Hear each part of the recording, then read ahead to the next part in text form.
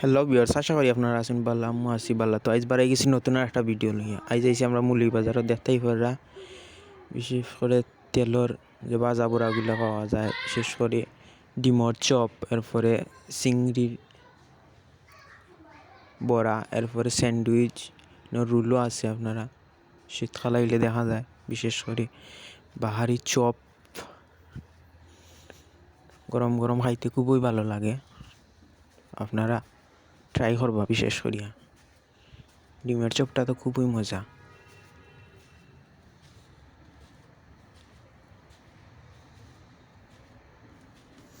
দেন আমি যমুনা পয়েন্টও আছি, দেখতে অ্যাপেক্স সামনে।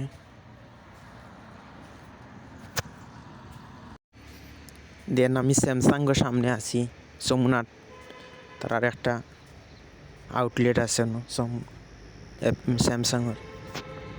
দেন আমি আটরাম। আমার শীতের বেলা খুবই আটতে ভালো লাগে, কিন্তু গরমের সময় আটা খুবই বিরক্তিকর, কিন্তু শীতের সময় মাইলে আটতে আপনারা খুবই ভালো লাগবে। দেন আমি আটি চান্নিঘাট পয়েন্টের দিকে যাইলাম। এই তো জালমুড়িওয়ালা, তো জালমুড়ি এখন খাইলাম না, জালমুড়ি খাইবার মুড নাই, তো সামনে দিয়ে যাইলাম।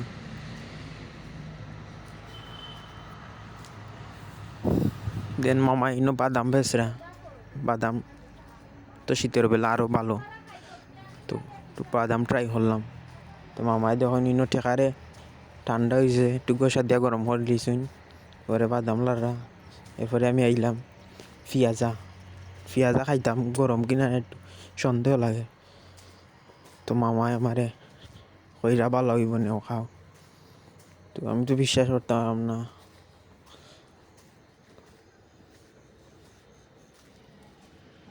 দেন মামা হাত দিয়া কইরা দেহ গরম আছে, তো কিছু লই নিলাম পেঁয়াজাটা ট্রাই করমু। শীতের বেলা পেঁয়াজাও খাইতে খুব ভালো। পেঁয়াজাটা লই নিলাম। দেন আমি কিছু সামনে দিয়ে এলাম দিয়ে ফল শীতের বেলা কমলাটা খাইতে খুবই মজা। দেন অন্যান্য ফল আছে, কিছু ফল লই নিলাম। দেন লাস্ট পর্যায়ে মাছ।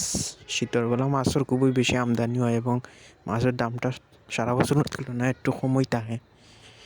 তো এখানে বিলের গোয়াল মাছ আছে, বিভিন্ন ধরনের মাছ আছে। আপনারা দেন মাছগুলা খুব সাবধানে দেখে এবং দাম দর করিয়ে আপনারা লইবা।